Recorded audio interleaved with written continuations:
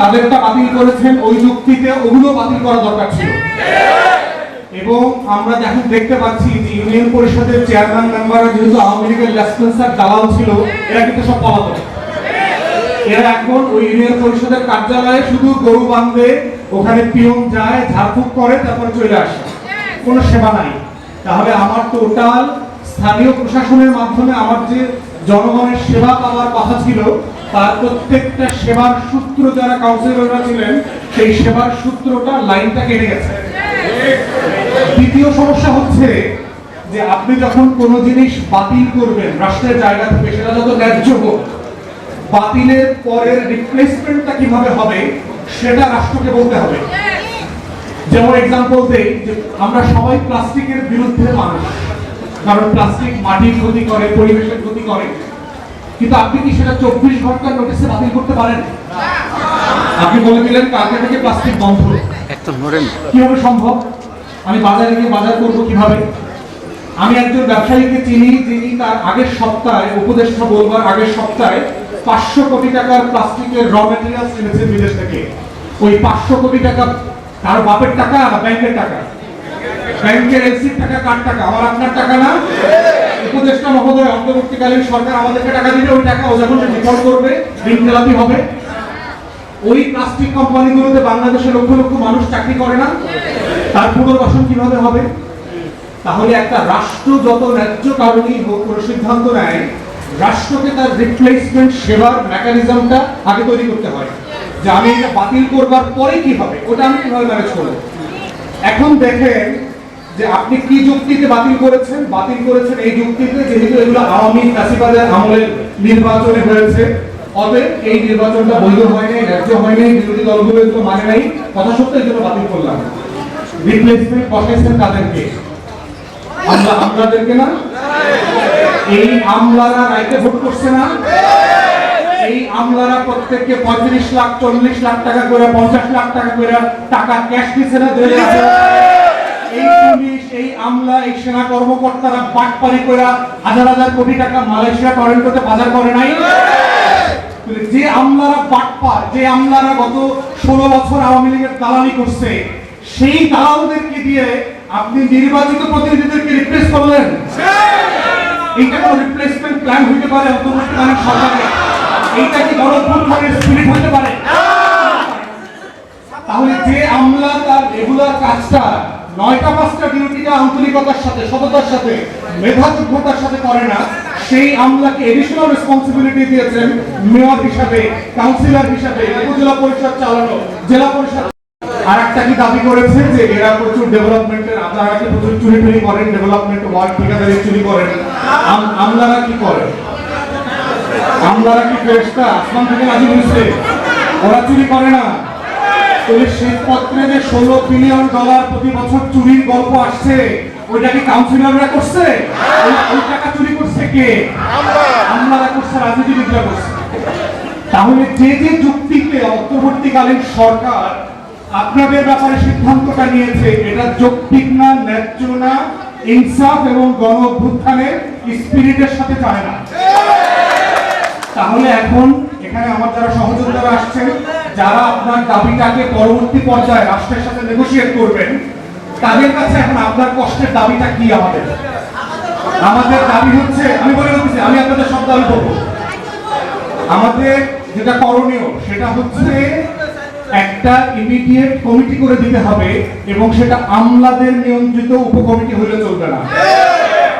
এই উপকমিটি হইতে হবে যারা গণ অভ্যুত্থানের নেতৃত্ব দিয়েছে, এমন নির্বাচিত, অনির্বাচিত, আগের সময়ে সব মিলায় অংশীজন দিয়ে 5 জনের একটা কমিটি করতে হবে, উপকমিটি।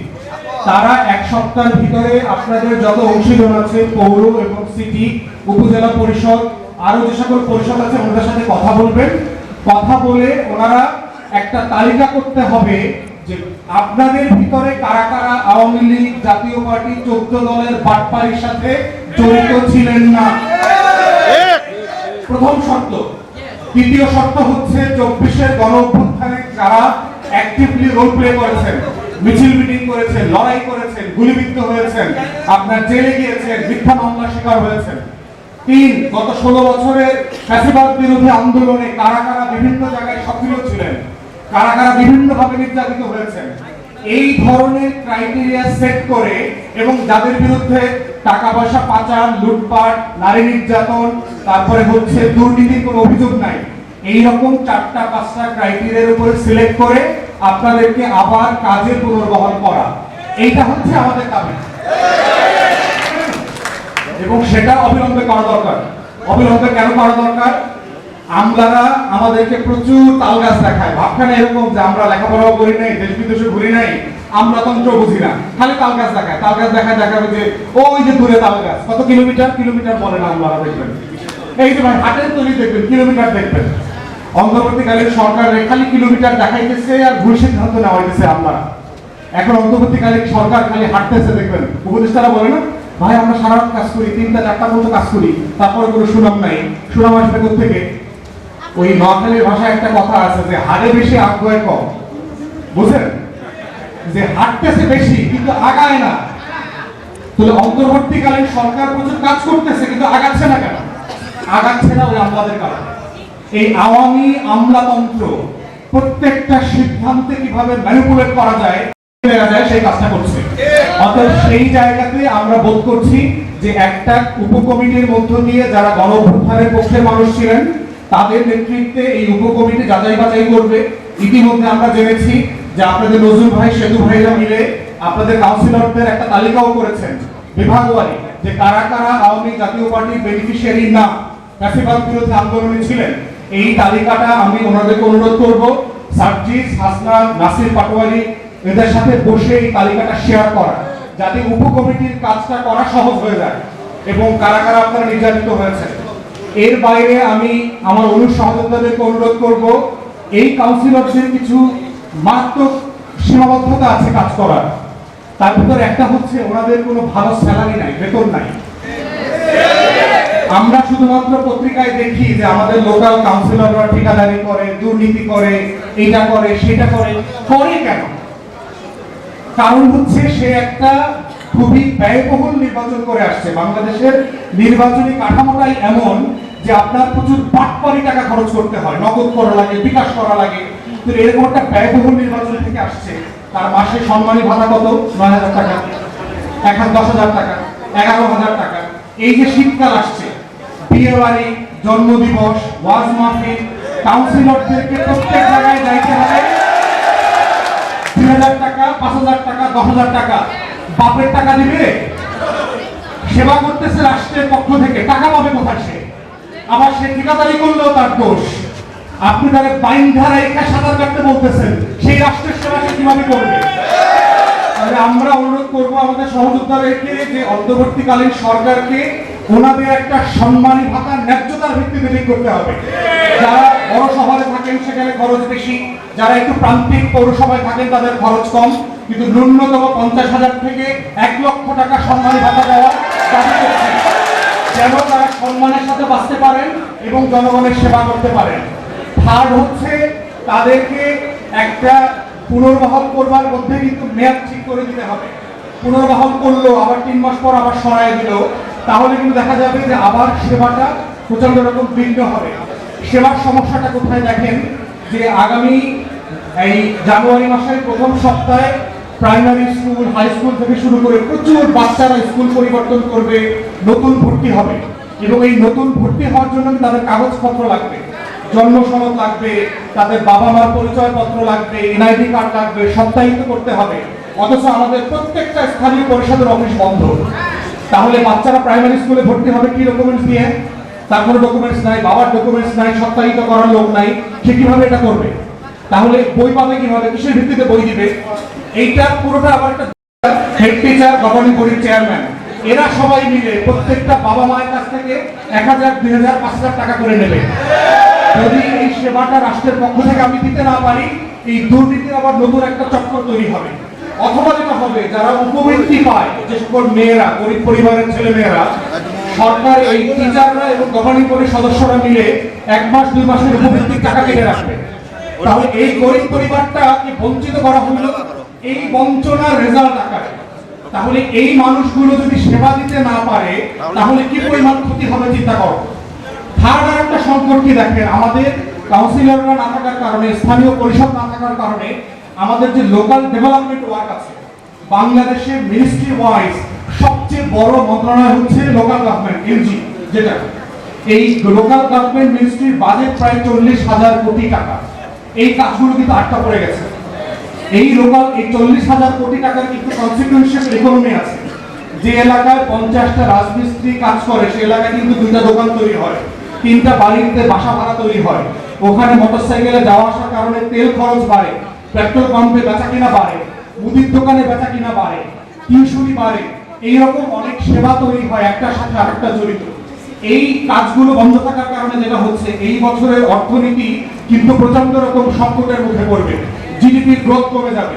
এবং আগামী জুন জুলাইতে যখন আমরা অর্থনীতি নিয়ে আলোচনা করব, এই গ্রোথের জিডিপির ঘাটতির দায়টা কিন্তু গণঅভ্যুত্থানের উপরে পড়বে এবং অন্তর্বর্তীকালীন সরকারের উপরে পড়বে।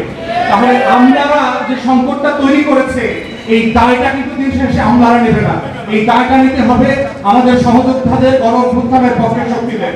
তাই আমি বিনীতভাবে অনুরোধ করছি আমার সহযোদ্ধাদেরকে এই লড়াইটা, এই গরিব মানুষ, প্রান্তিক মানুষের হয়ে যারা প্রতিদিন রাত 12টা, 1টা, 2টা পর্যন্ত গ্রামে গঞ্জে পৌরসভায় হেঁটে হেঁটে সেবা দেন, গরু হারিয়ে গেলেও তার বাড়িতে যায়, যে আমার গরুটা মাঠ থেকে আমার বাড়িতে আসে না, সেটা কাউন্সিলরের বাড়ি থেকে হাজির হয়, কাউন্সিলররা হেরিকেন নিয়ে এসে গরু খুঁজে দেয়। এই সেবা আমলারা কোনদিন দেবে না, দেয় না। নেই। অতএব প্রান্তিক মানুষের এই সেবা নিশ্চিত করার একমাত্র মাধ্যম হচ্ছে ফ্যাসিবাদ বিরোধী আন্দোলনের সক্রিয় এই কাউন্সিলরদেরকে একটা যাচাই বাছাই প্রসেস ফলো করে তাকে সম্মানের সাথে ফিরিয়ে নিয়ে আসা। এবং আমরা আশা করছি কাউন্সিলরদের পক্ষ থেকে আমার আহ্বান এবং অনুরোধ, আমার সহযোদ্ধারা এই লড়াইটাকে মিনিস্ট্রি লেভেলে, উপদেষ্টা লেভেলে আপনাদের হয়ে ফাইট করবে, মানুষের জন্য, দেশের জন্য, দেশের অর্থনীতির জন্য। সবাইকে অসংখ্য ধন্যবাদ। আসসালামু আলাইকুম। ছিল তখন মেম্বার চেয়ারম্যান ছিল। 90 সালে গণঅভ্যুত্থান, ঈশ্বর সরকার চালিয়ে গেল, তখনও আমরা কাউন্সিলর ছিলাম, কই তখনও তো আমাদের বাতিল করিনি। তাহলে এখন কি স্বাধীন হইল, আমাদের বাদ দিয়ে দিতে হইল? আমাদের আমরা থাকলে সরকারের বিরাট অসুবিধা হচ্ছে। কি অসুবিধা? আপনি যারা দায়িত্ব দিলেন তারা কারা? তারা তো সেই শেখ হাসিনার আত্মীয়, ভাইরা ভাই, শেখ মুজিবের ছেলে পেলে। কারণ ডিসি, এসপি, যারা এবিসি, যারা টিএনও, এরা তো বিদেশ থেকেও আসেনি, কেউ জামাতও করে না, কেউ বিএনপিও করে না। এরা তো আমেরিক অনেক পরীক্ষা করে ওই জায়গায় ফিট করেছে। আমাদের বাদ দিয়ে উগার রাখলেন, দেশের উন্নয়ন করবেন, দেশ ভালো করবেন, তা কি হয়? কোনোদিন হবে না। কারণ তাহলে উগারও বাদ দিয়ে দেন, উগারও বাদ দিয়ে নতুন করে কিছু পরিত্যক্ত লোকজন নিয়ে এসে বসানো করে, যারা 16 বছর আগে চাকরি করত টাকা নিয়ে এসে ফিট করে। এই 16 বছরের ভিতরে যারা আছে তারা তো সব শেখ হাসিনার দোষর। দোষরদের নিয়ে আপনারা চলাফেরা করবেন আর আমাকে বাদ দিয়ে দেবেন, এটা তো ঠিক না। এই জন্য আমাদের দাবি, আমাদেরকে আপনারা পুনরায় পুনর্বহাল করেন। আমরা আপনাদের সহযোগিতা করব, কারণ আগামী নির্বাচনের আগে অনেক সহযোগিতা লাগবে, কাউন্সিলরদের লাগবে, ভোটার তালিকা করতে লাগবে। জনগণের সেবা, জনগণের স্বার্থে আমাদেরকে পুনর্বহাল করেন। এই আহ্বান জানিয়ে আমি আমার বক্তব্য শেষ করছি।